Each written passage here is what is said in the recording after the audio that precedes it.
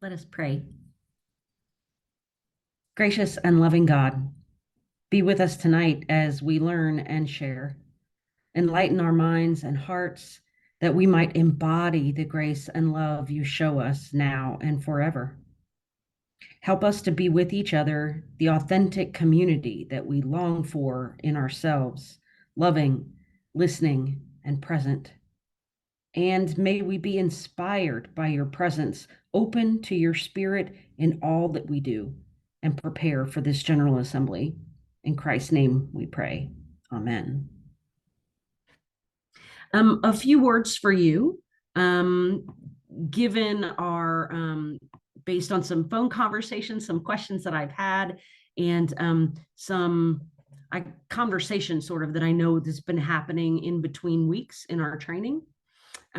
Just a word about what the General Assembly is and what the General Assembly is not. The General Assembly, and this comes from the website, the MyGA website, this first portion. The General Assembly is a council of the church, a discernment event, and a worshiping body. General Assembly is not a meeting set apart from the work and worship of the PCUSA, but it is fundamentally connected to the identity of the church and seeks to reflect the ways that we honor God.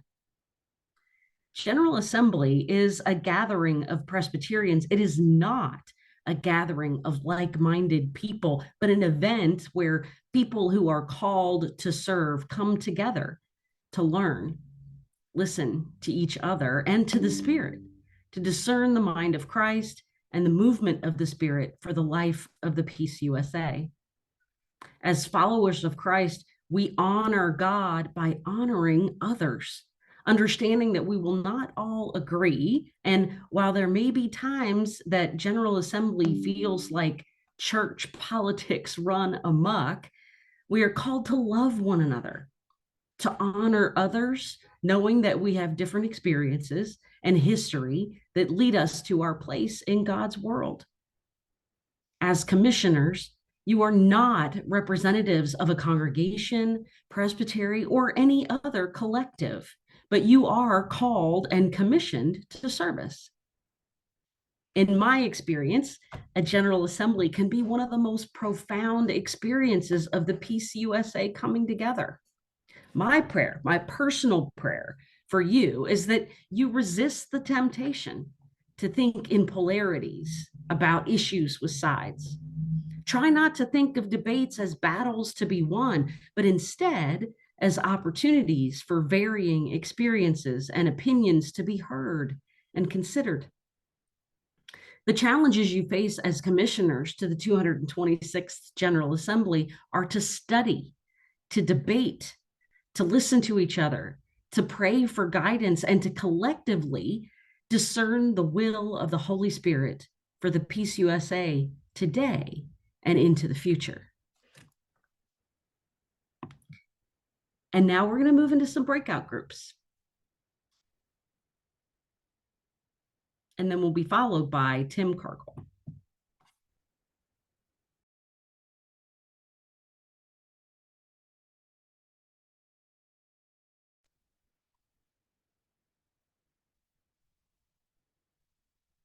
Was that about receiving correspondence from people? Yes. So there have been some questions about I know that some mid-council leaders have had some requests for contact information for commissioners from people attempting to lobby or reach commissioners about how they might vote or whatever. If the only people or the only people that have a right to that information from the actual contact information are your mid councils. And the ones that I'm aware of do not, as a rule, do not provide that information. Now, Tim was explaining, I think we all probably know this by looking at PC Biz and the system that we've looked at together, that your names as commissioners are public. And your name and your presbytery. It's not real hard to find contact information from there for most folks. Right. So if you're getting contact, if you're being contacted, my guess is that's how it's happening. Because at least for the mid-council leaders that I've spoken to, as a rule, they do not provide that information. Okay. All of us on ENV have received at least one correspondence. I've even received phone calls. Yeah, no, I have, especially for that committee. Bill, you had a question? You're muted. Or it's probably my computer. In 2018, we got actual mail, but I wasn't sure if they looked us up in different ways. As in my mid-council office, I've gotten a couple of things so far saying, please share this with your commissioners. They didn't ask for anybody's information. They just said, would you pass this along? And some councils may do that. That's what Olivia was talking about with Central Florida, is that they will probably say, if you want to share anything with commissioners, send it to the Presbyterian, they'll share it, that type of thing. But okay. We said this is our mock meeting. Yay. Let's welcome Reverend Tim Cargill, Associate Director of Ministry Leadership Development at Mid-Council Ministries of OGA. Tim? Good to be with you all, and good to see a few familiar faces and recognize a few names of people who have been readers or other things, and our paths have crossed over the years. So as we mentioned, what we're going to do tonight is to give you an opportunity to practice with some of the tools that, in fact, all of the tools that you'll be using to engage with the work of the Assembly, both during your online committee meetings when they begin on June 25th, and then also in the plenary sessions once you're in Salt Lake City, beginning for the in-person meeting, part of the meeting. So a couple of things to let you know. Your online committee meetings will be on Zoom, but unlike this evening, where if you choose not to have your camera on, as some of you have done, you will not have that option during online committee meetings. You will have to have your camera on so that the Zoom manager can keep track of that there's a quorum present, that we know that you're actually engaged with the business and those kinds of things. If you need to step away for a moment, then it is at that point that you would turn your video off. And that's, in fact, the sign then to the Zoom manager who's kind of monitoring the attendance and so forth, that I've had to step away, and they will know that. The other thing, and we're going to practice this tonight in just a little bit, but a couple of other things that you will not have that you have this evening and you will have in your pre-meetings with your committee is the ability to use for example, the raise hand function in Zoom to get the attention of the moderator that you'd like to ask a question or you'd like to make a comment about something. That's not how you will seek recognition. We will be using a special tool in MyGA for doing that, and that's one of the things we're going to practice with tonight. The other thing is that the chat will not be turned on. So again, if you need to communicate with some persons, you will need to do that by seeking recognition, and we're going to go over how those tools will work this evening. So as we get started tonight, one of the things I would like you to do now, if at all possible, is for you, while you're on this Zoom meeting, to go ahead and log in to MyGA, as I go over one other aspect about the use of Zoom during the assembly. So go ahead and log on to MyGA and hopefully get both the Zoom feed and the MyGA open on your device, or if you're using two devices or two screens, however you're working. During plenary, we will use the same online recognition tools that we will use during online committees. So if you're a really old hand at assemblies like I am, and you remember badminton paddles with colored cards, those are gone. Everything now will be done through the online system. So that's going to be consistent. And so it'll be very important that you get familiar with how that works. You'll be very familiar with it by the time you get to Salt Lake City, because you'll have been doing it in committee. The only reason you would need to have Zoom during plenary in Salt Lake City is if you need interpretation services. So if your preferred language is Spanish or Korean, you will need to be sure that you're prepared to log into Zoom even in Salt Lake City, because that's the way that we will be providing the interpretation to your seat in the hall. So keep that in mind. If so if you're finding that you need an extra screen, or you need a laptop and a tablet because of the Zoom part, if you're not going to need interpretation, you don't need to worry about that for Salt Lake City. People say, so if somebody's speaking Spanish, how will I get the interpretation if I need it in English? In plenary, we will play that into the hall through the audio system, so the interpretation will come through. We really need everybody not trying to stream the meeting and be on Zoom when we're in plenary, because we're going to have hundreds of people in a room all on Wi-Fi at the same time. So we will be using the Zoom in the plenary sessions only for interpretation purposes. So hopefully while I was going over that, you've gotten logged in. So what I'm going to do tonight is I'm going to share a screen where I will be logged in as a commissioner. And so if you're having any problems following along, feel free to just watch in the shared screen. But as much as possible, I really want you to be doing on your device what I'm doing as the commissioner who's guiding you through these different tools for this evening. All right. So let me start sharing the screen. Okay. So one of the first things that I want to go over tonight is, you'll see right now, I have on my screen, I have my GA open and it covers the whole screen. One of the things I'd like to show you is a really good technique for having the Zoom and your MyGA in the same place on one screen if you need to do that.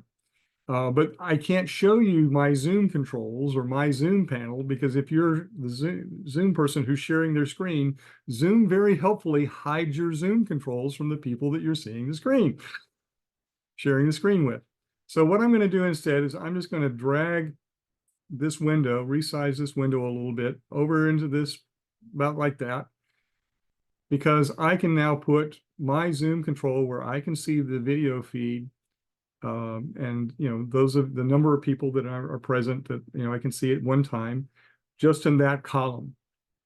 So that will be one way that you could arrange your screen. There'll be very few times in committee meetings when you will need to see a shared screen, only perhaps during a presentation of information from a special committee or from an overture advocate or something like that, where they would be using a PowerPoint or something. All the business that you are following in the committee meetings will happen in MyGA. So you just need just enough to kind of keep you connected with what's going on in Zoom world in that video feed. So very quickly, hopefully by now you've logged into MyGA before. You're familiar with the first tab, which is the business. This area is really for you to do your research about things that are happening outside your committee. So you can see not only what's at the 226th General Assembly, as we see right now, but you can actually go back and see businesses from previous assemblies.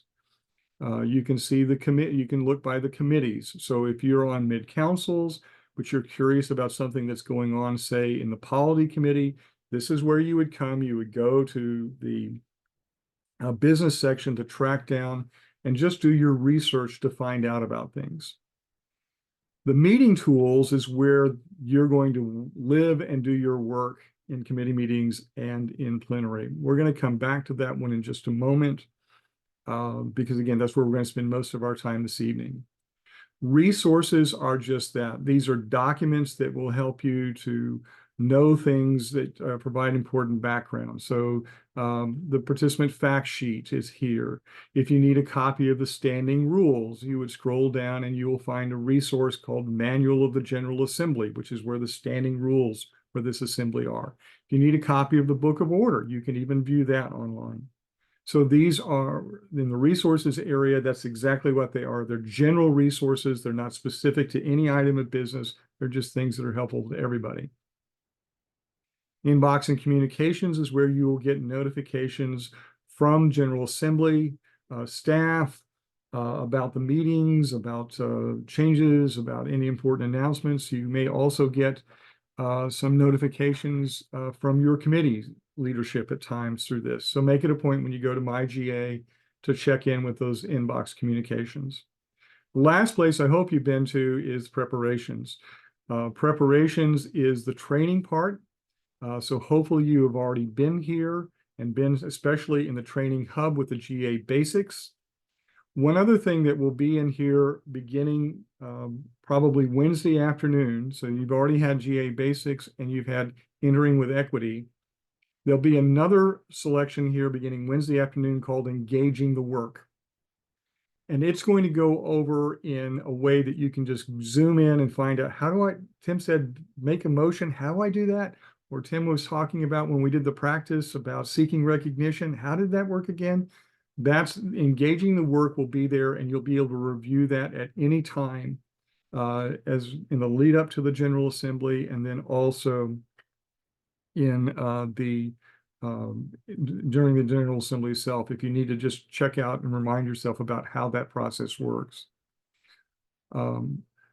One other thing, a couple other things I just want to point out very quickly. I'm sure you've all been to the committees page, I hope by now. That's where your committees provided opportunities for you to introduce yourselves to each other. In the information hub, there's General Assembly parliamentary procedures that you can brush up on. And we just launched today, the Assembly is People.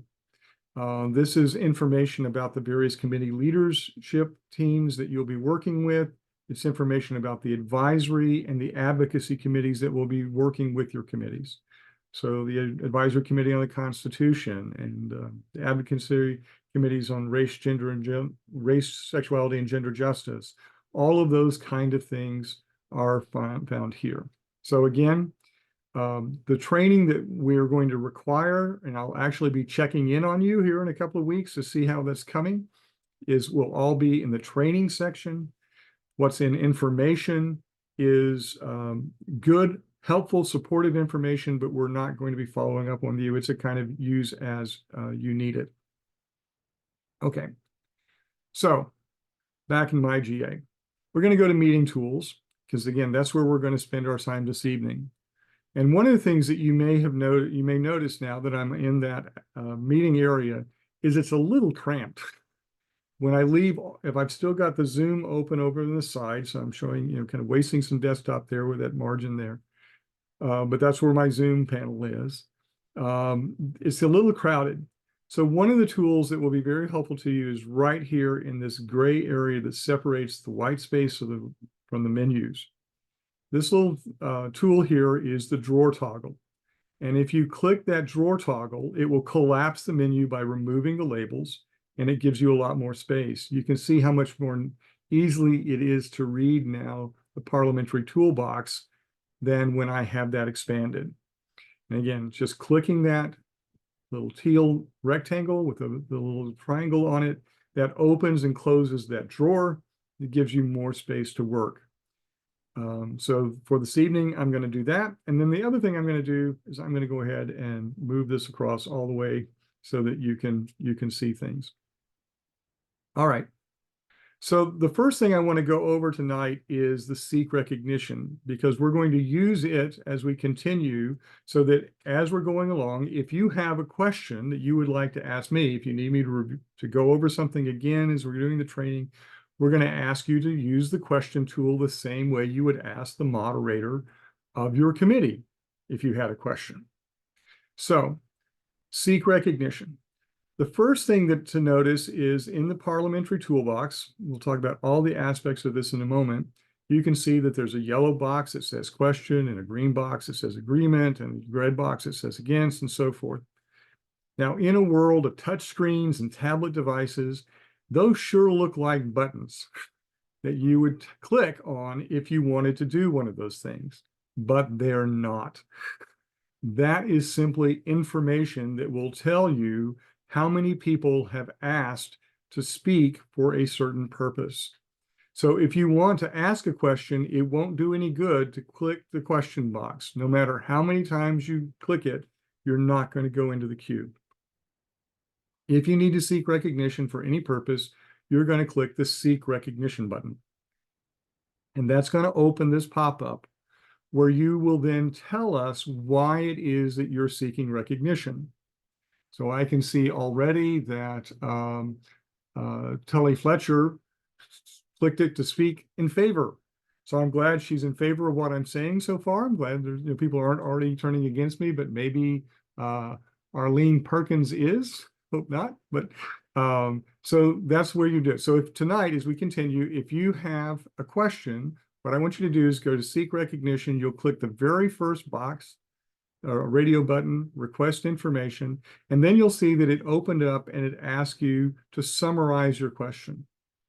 So, maybe could you say that again? Right? Now, the other thing that will always be here is, do you need an interpreter? So again, if your first language is not English, then you can click this box and you can then select, I will need an interpreter because I will be speaking Korean or Spanish. If you don't click that box, then we will know that you intend to address the body in English.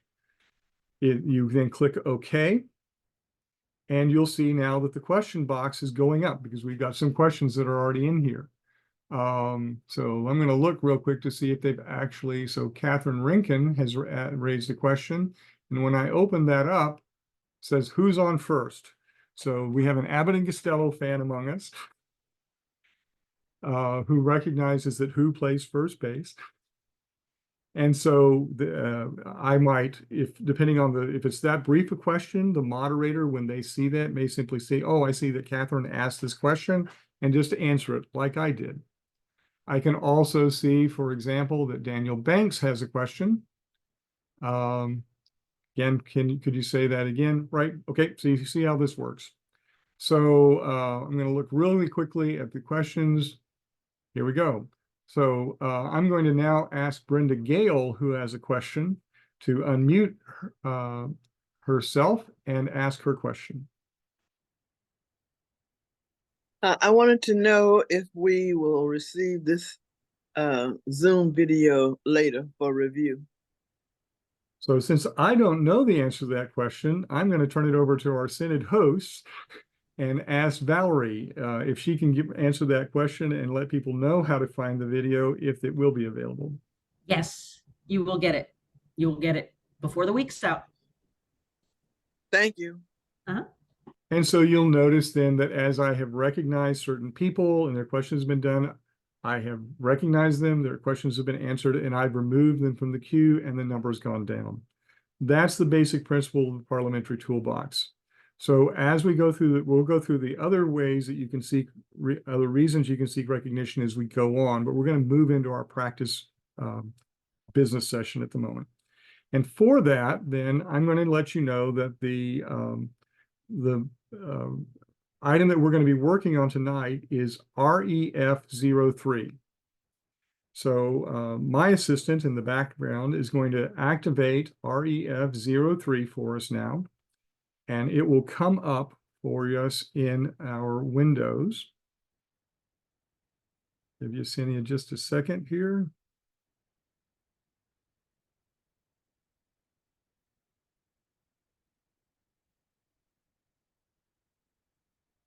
Okay.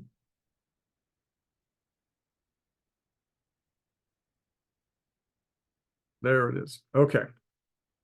So there is REF03. So when the moderator calls on something that's going to be the item of business you're working on, that's where it's going to appear at the bottom of your meeting tools. Now, you probably haven't memorized REF03. And so the way that you would open that up, so you'll know what it's about and the details of it, is the little check mark, or excuse me, the little triangle that's right next to it. Clicking on that triangle next to the title opens up the item of business. And you'll be able to see the recommendation, the rationale. If there were comments that had been provided by the ACC or some other body, then those would show up at the bottom of that screen. Now, one of the things that you will have noticed about this one is this is just nonsense. This is what's called lorem ipsum text. It's just placeholder. right? So that's one of the things that we're having to work in the live site. We're just wanting to make sure people are poking around. I don't remember what REF3 was, that they can see. Hopefully, if they didn't figure it out from the title, training, overture on training, they would have, this will certainly tip them off. But this is the way that you'll see the item of business that is before you. All right, let me check something here. Sandra Asaro, you have a question. I'm going to recognize you for your question. Please unmute and ask your question. Yes, good evening. Thank you. The question I had is when you were showing us the preparation tabs and the various trainings and all, I'm wondering, is there like a checklist or something that we could have to make sure we've done all of our parts to be ready before we get out there? Sure. So the main thing that you want to be aware of is that we have very carefully segregated the pieces for you in those hubs. So when you go to preparations, you remember, and I'll jump over there real quick again. In the preparations area, we have training and information. What we really want you to focus on is what's in the training. And when you open training, you see that right now, there are 3 courses there, one of which is training just for the committee leaders. And so if you try to get into that, you won't even be able to get there, right? So obviously we don't need you to do that. The others that are available to you right now are GA Basics and Entering with Equity. And then again, on Wednesday, there'll be the Engaging the Work, which will be a kind of summary of what we're talking about tonight. In each of these things, you will be able, it will track your progress and you'll be able to see whether or not you've done something that is in it. So you see like here, what is the General Assembly? And it says to do. So this commissioner hasn't done that one yet. Do be aware that when you see stuff that's in multiple languages, we don't expect you to do it in all 3 languages. So you will know typically it will always appear. So like how we will do our work is in English, same training in Korean, same training in Spanish, como trabajaremos. And I probably didn't get that very well. My daughter, who is fluent in Spanish, would be all over me, but nevertheless. So don't worry about that. You have not yet seen the Spanish training, but this is how you can keep track if you've done the things. If you've done the pieces that are in training and you have everything that is to be tracked has been tracked as long as it's in the language of your preference, you're in great shape. Information, committees, advocacy, which is only about commissioner resolutions. So if you're not involved in a commissioner resolution, you don't need to worry about that one at all. That's how you can keep track of how what needs to be done and where you're at in doing that. Okay. Thank you for that question. All right. I need to get my here, and we're going to go back over into, back into my GA. Took you behind the wizard curtain there for a second. Okay. All right. See, I have another question here. Oh, so the question is lorem ipsum, is it Latin? No, this lorem ipsum is a tool that publishers and web designers use all the time. This is genuine gibberish. It doesn't mean anything. It's not random Latin text that we've just pasted in or something else. It's just a tool that publishers and web designers use to fill space when they just need to show how a page lays out. All right, so that's what we will do when the item comes before you.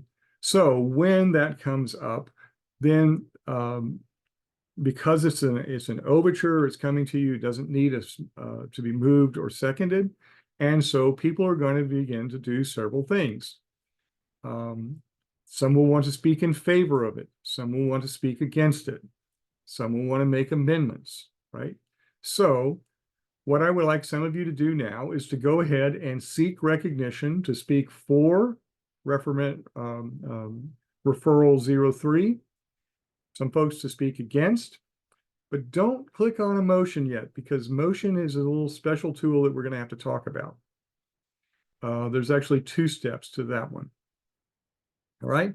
So what you can see then as people are doing that then the numbers are going up. So we can see at any time how many people either in the committee or in the plenary session are wanting to speak for what purpose. And that's the purpose of these boxes down here, is they will show you, and you can gauge, the moderator can gauge, where are we at in the moment.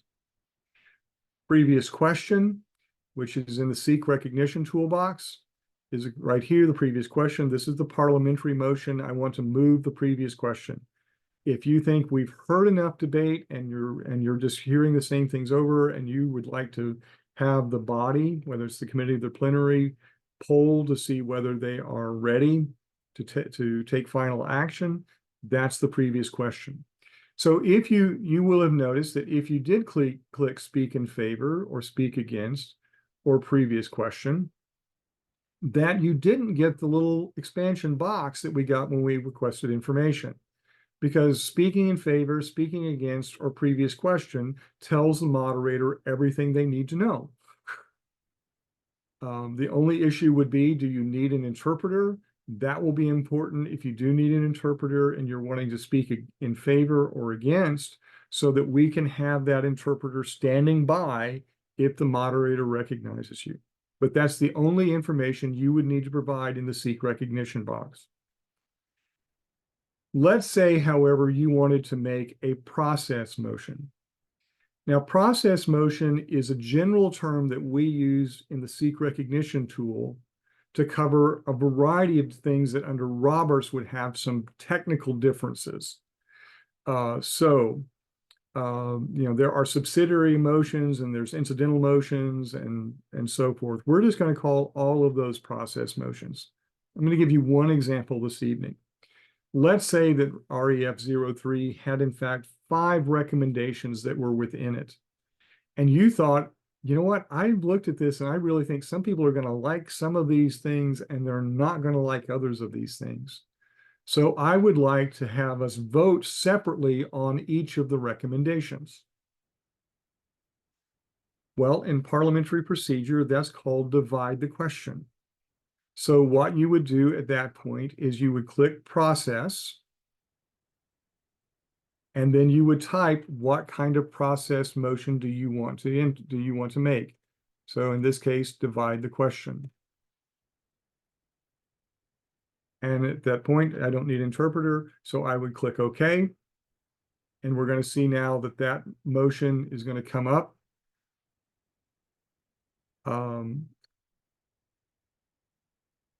Counter should go up. Let's see. Oh, right. So all the way over in process, we have 4 people now who have process motions that are waiting, right? So those are, you can see again how that works. Okay, let me scan my queue here. Okay. Now, one quick thing to notice about this before we move on to the motions, which are the more complex part of this process. You will see that in the middle of the parliamentary toolbox, it says available to call. When you're in committee, this is your confirmation that when you requested to do something, so I, as Delton Farmer, requested to make the process motion, divide the question, I know that that's been received because it now says available to call. So I know that's been received. If you click, people are clicking now to speak in favor, and you can see that would be that they're available to call, shows that that's been received. That will happen very, very quickly in committee.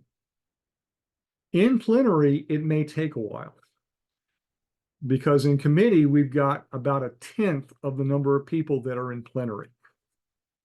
And so it may take a bit more time for the moderator and the people who are supporting the moderator to sort through the things and move them into a position where the moderator can see why they're seeking recognition and call on them, right?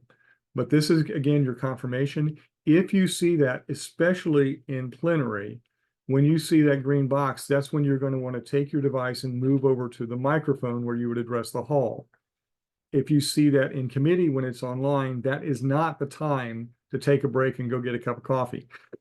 You need to be available to speak when the moderator calls your name and asks you to unmute and make your motion or speak to the matter that is before you, that you've requested recognition for.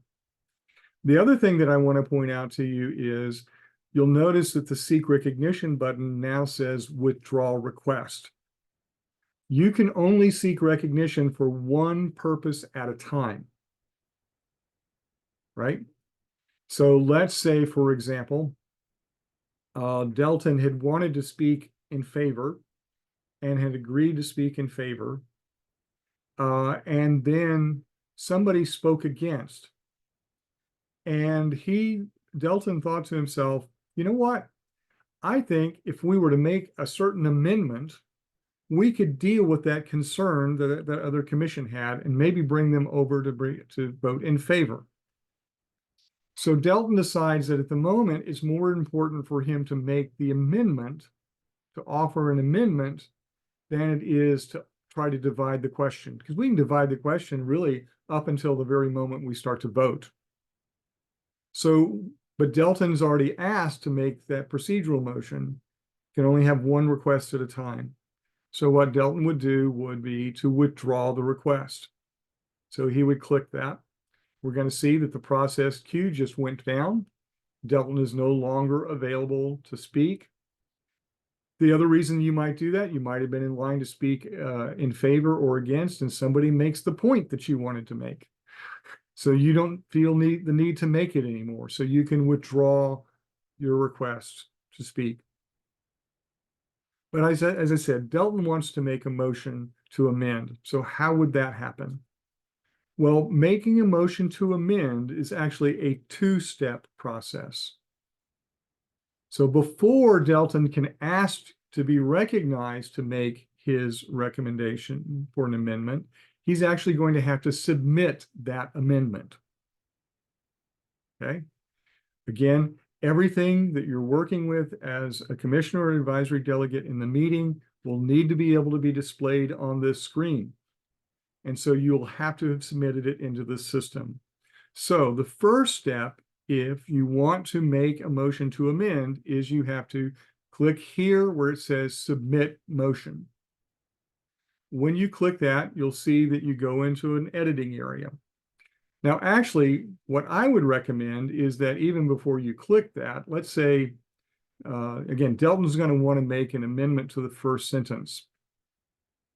So come down here and copy.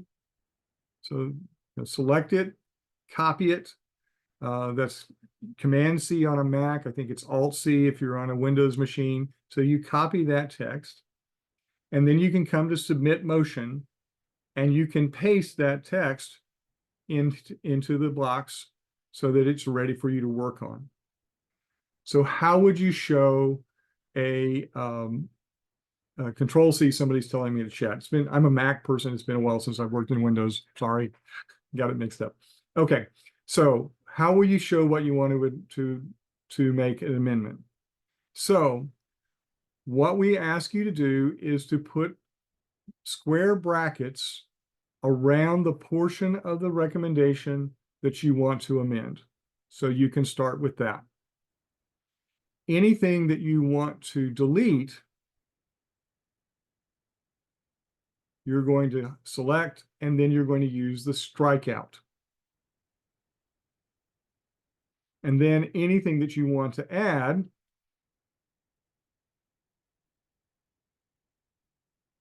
sure that the strikeout is turned off. Then you can either just go ahead and turn on underline, or you can block it afterwards. But whatever you want to add, we want you to underline. Okay? So this is the way that you're going to mark the text. This way works very well for people who are have visual problems and they need the screen reader to read it for them. Because the recommendations will be bolded, bolding it doesn't really help.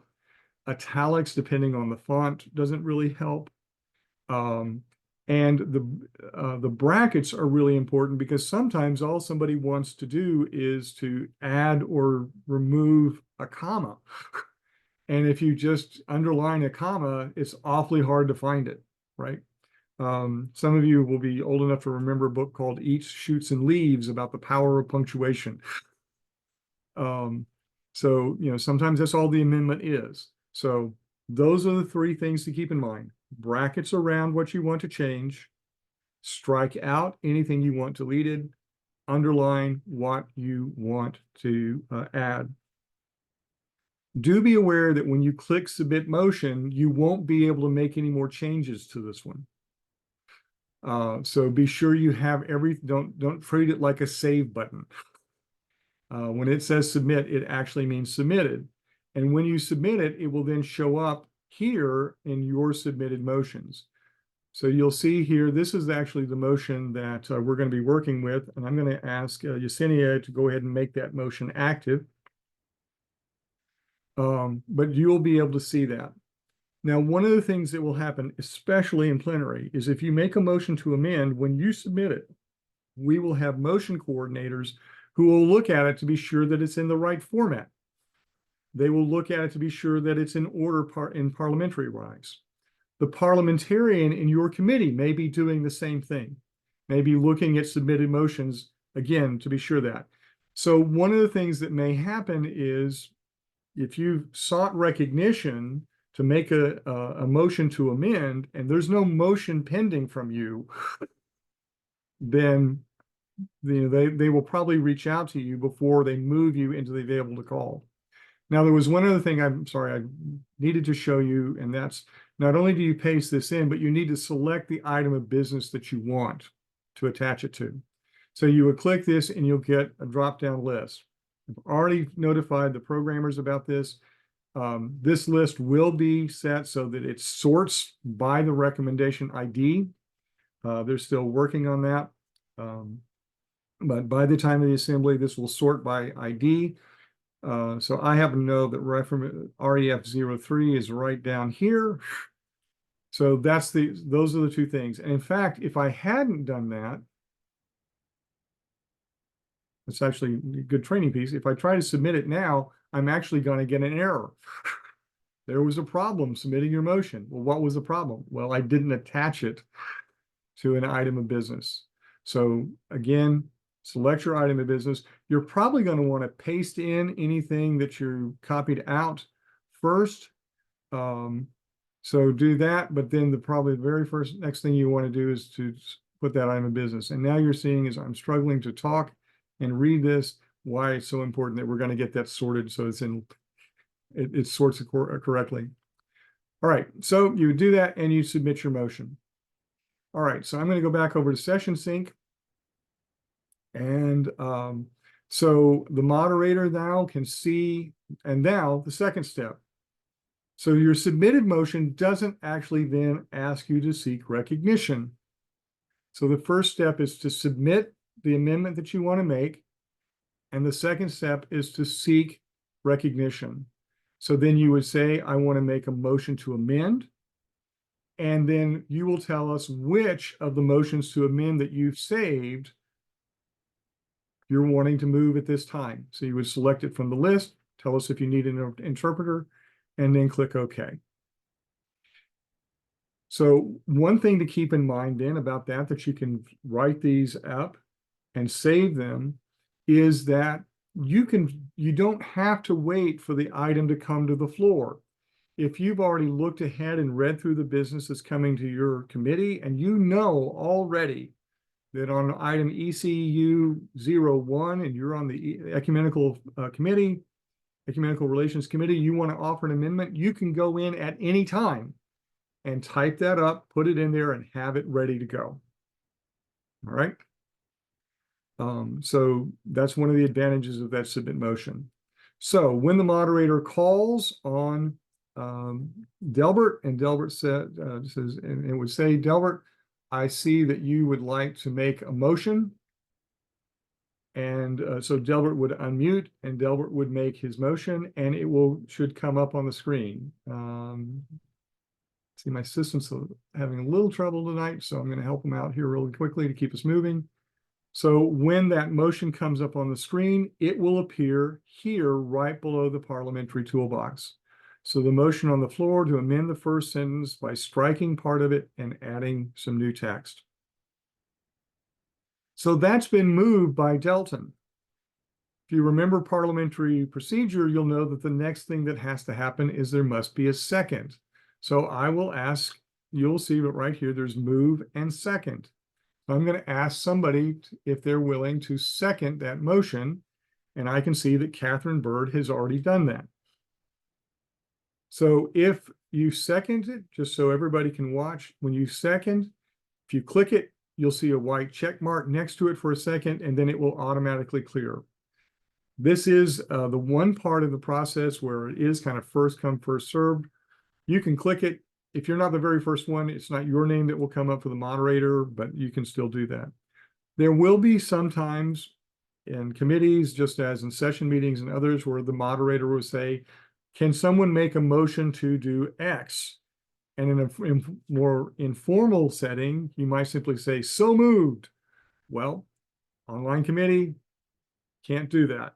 So if that's the case, you would just click move. Yes, I will do that for you, moderator. I will move that. So moved. You'll see it. It will come up on the screen. The moderator can track it. Okay. All right. I see I have a question in the queue. And I'm going to recognize then Tully Fletcher and ask Tully to unmute himself and ask his question. Is it possible to withdraw a motion to amend after you have submitted it?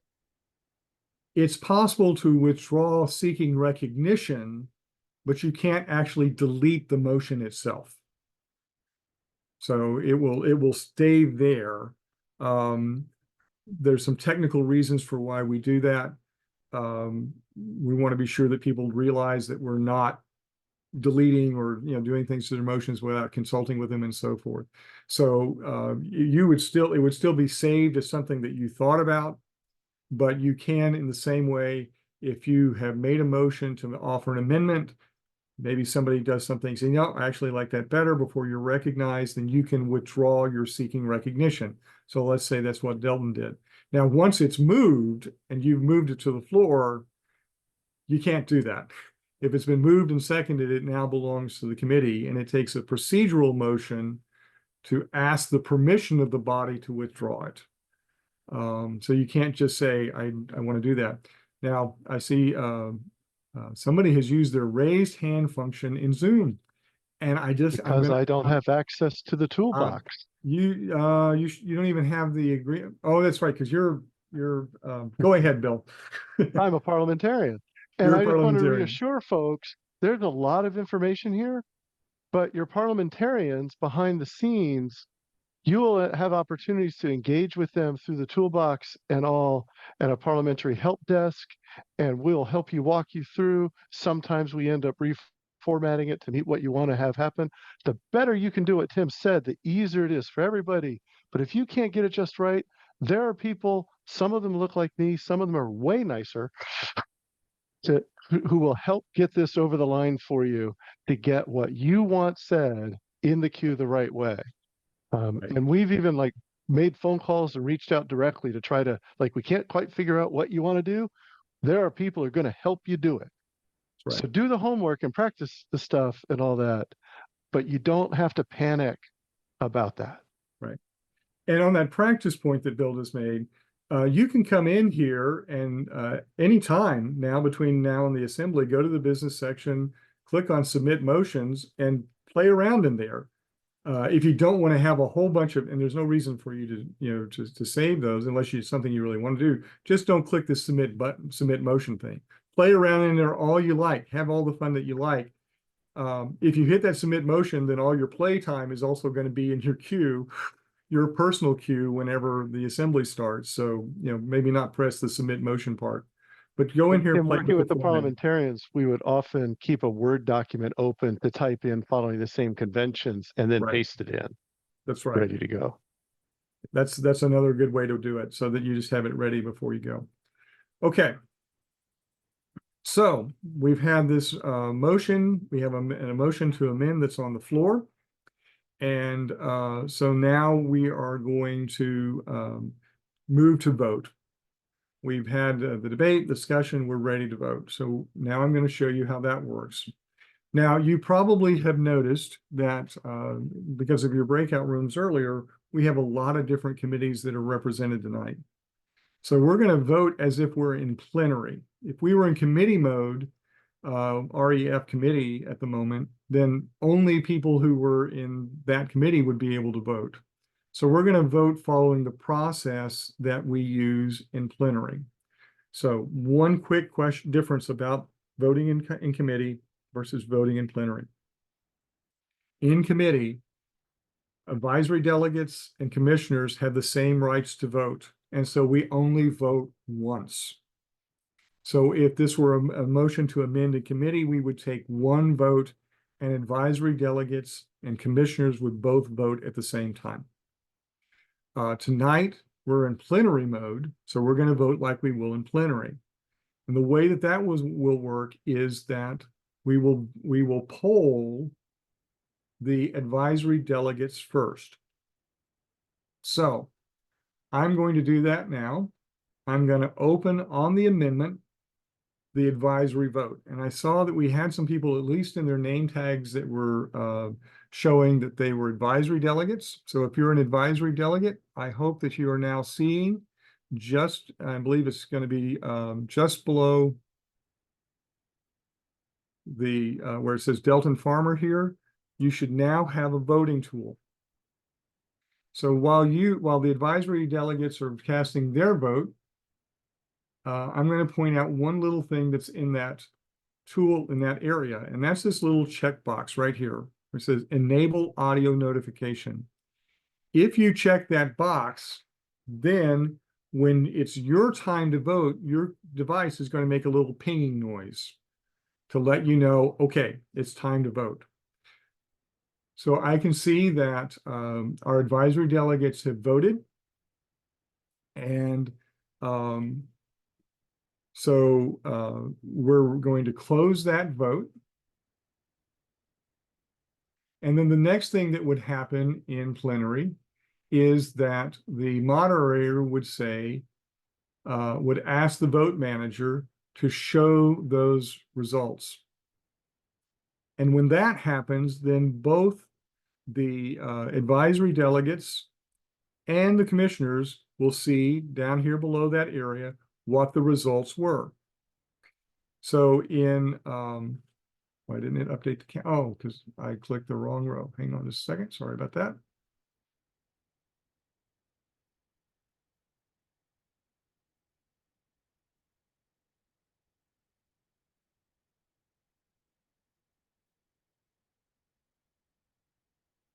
All right, so now that will come back and we can see the votes. Okay. When we get the advisory vote, it will be broken down by young adult advisory delegates, theological student advisory delegates, mission advisory delegates, and ecumenical advisory delegates. And then they'll show as a bar graph down here at the bottom. So after those results have been shared, they'll be cleared, and the moderator will tell the vote manager, will say, commissioners, you have been advised, please vote now. So if you are a commissioner, you should now see it come up and go ahead and vote. While you're doing that, I want to point out this little clock that's here that says 21 seconds at the moment, now 2019. That is a clock down vote. It means that you've got 30 seconds to vote. During that time, you can vote. If you click the wrong button, that's fine. Just click the other button. If you change your mind, say, no, actually, it may have been an accident, but I heard the spirit in that. I'm going to go back. You can change your vote as many times as you like, as long as voting remains open.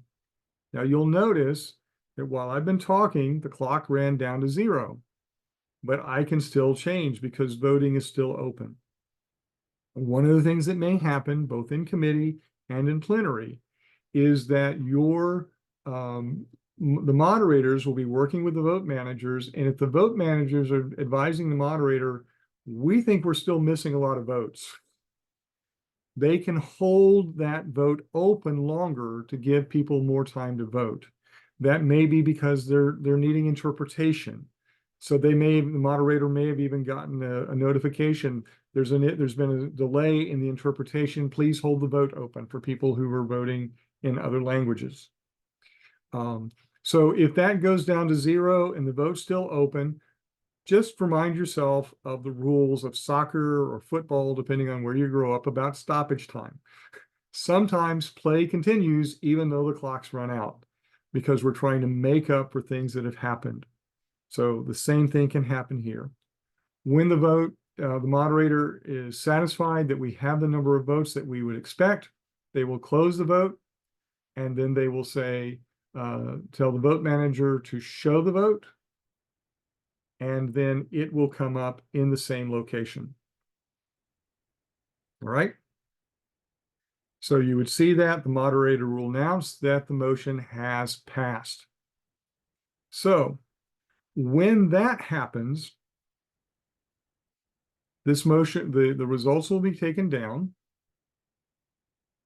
This motion to amend will be taken down because we're done with it. We don't need to see it anymore. And the other thing that the recorder will be doing is that they will have been preparing for that, and they will now make the update the recommendation.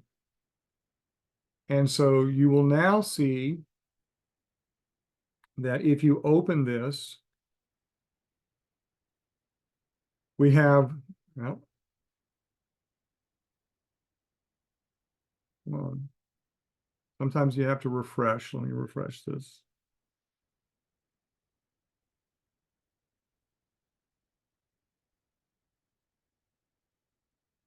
Why is it not showing? It's not showing on either one of these.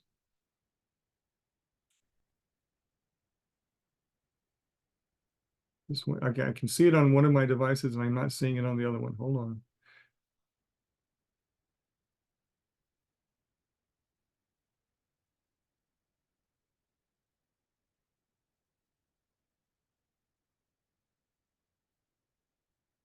Meeting tools.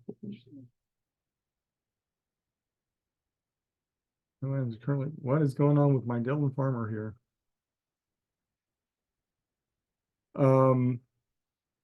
You all are seeing the recommendation before the committee, right?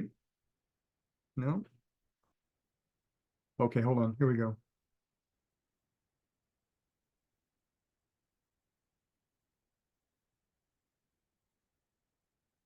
This again.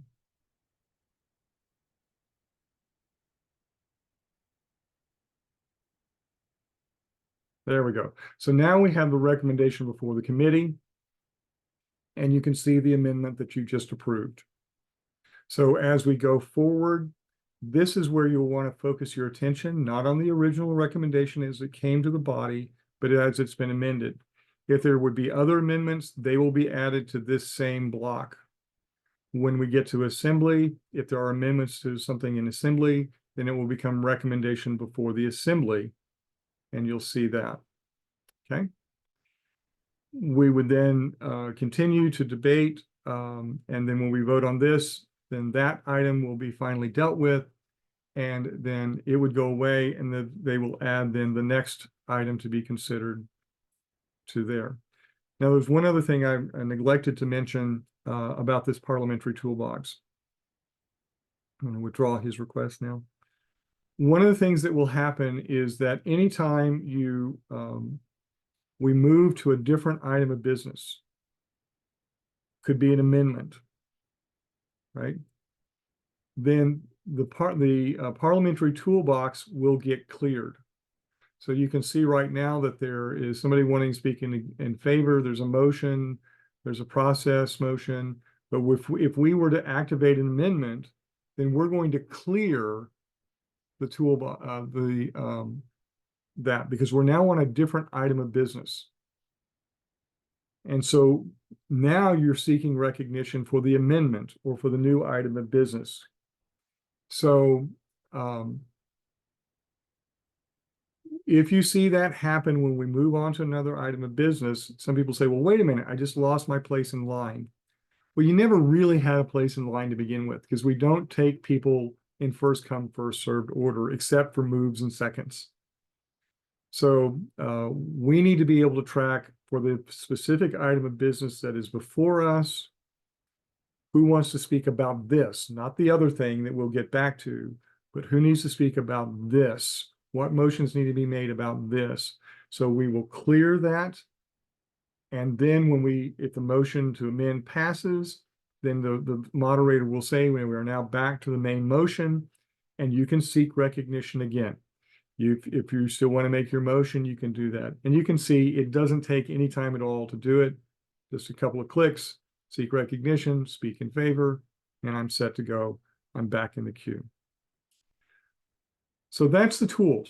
And those are the tools that you're going to be using. So I know we're really at our time. I'm going to stop the screen sharing and let you kind of freely now ask a couple of questions, if you will, and then we'll wrap it up for the evening. So here, just go ahead and use the Zoom raise hand or so forth, and see if you have any questions about that, what we've covered tonight. Catherine?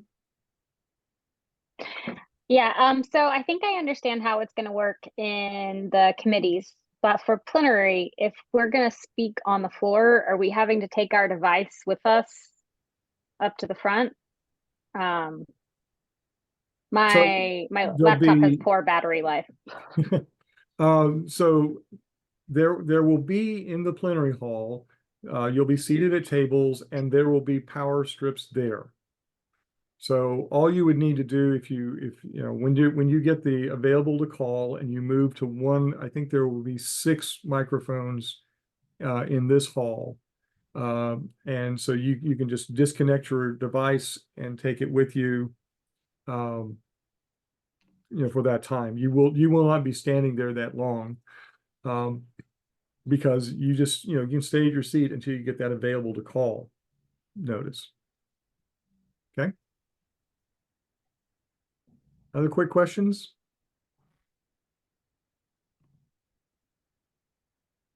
Okay, so again, let me just remind you that beginning Wednesday, you will have in the training section of preparations, engaging the work.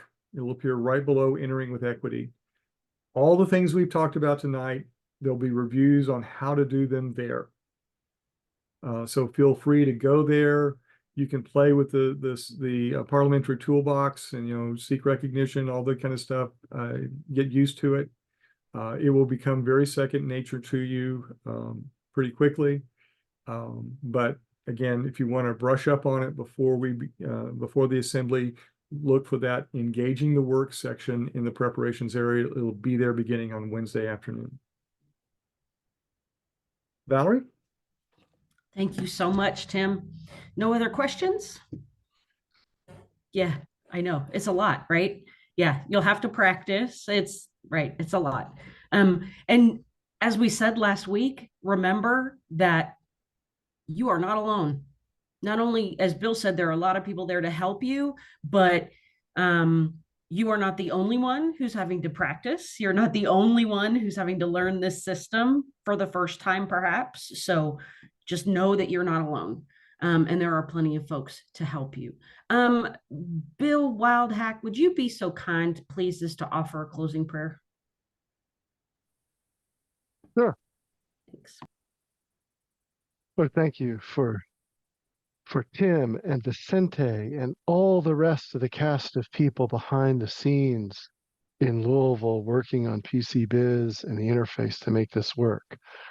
Thank you for all the other folks who support them and the rest of the business of the assembly, so that these folks as commissioners can take the time to seek together and find and represent your will to our church, to engage in deliberation and discernment, and find the help they need to use these tools to help them do that, to further your mission wherever we serve through the PCUSA. Thanks for the time tonight, and all these folks taking time to do this, and the ones who hear our voices on recording in a week or two. Help us all to serve you as best we can wherever we are. Amen. Amen. Thank you. Thank you, everyone. Have a wonderful night. See you in Salt Lake City. See you tomorrow in Northeast Georgia, Valerie. Yes, I'll be there. Or the gazillion other places I run into some of you. Hi, Tim. Yes, everyone. People Thank we you. This was emailed great. with today. Thanks, Tim.